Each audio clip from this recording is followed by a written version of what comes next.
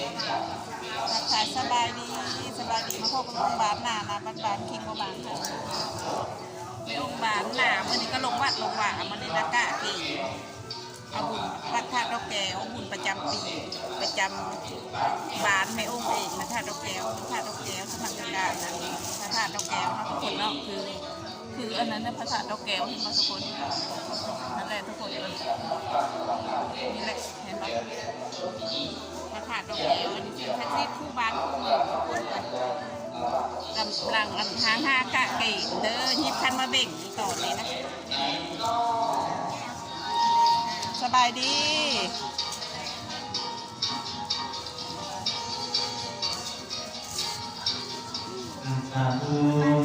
สบายดีสบายดี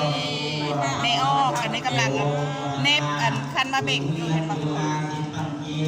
อันนี้ก็ไม่ออกยิบคันมาเบ่งสบายดีสบายดียิ้มงามๆได้ไม่ออกนะ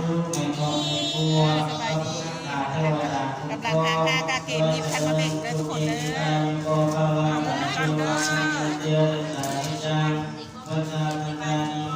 งามๆนอนทุกคนเนาะนี่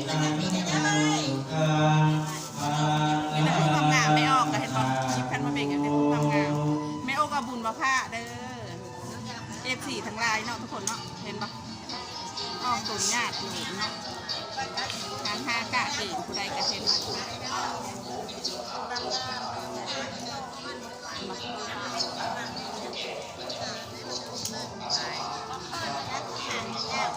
อันนี้กำลังเน็บแล้วทุกคนเน็บสีแล้วทุกคนเห็นไหมงามบ่ทุกคนงามบ่มาบุญกันเด้อเดี๋ยวมาบุญกันเด้อว่ะ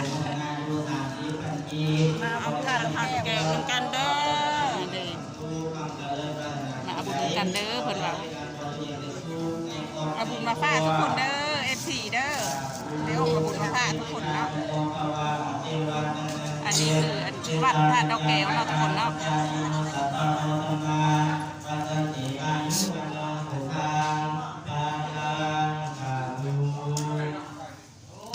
เห็นบอกคันมาเป็นงามเห็นบอกทุกคน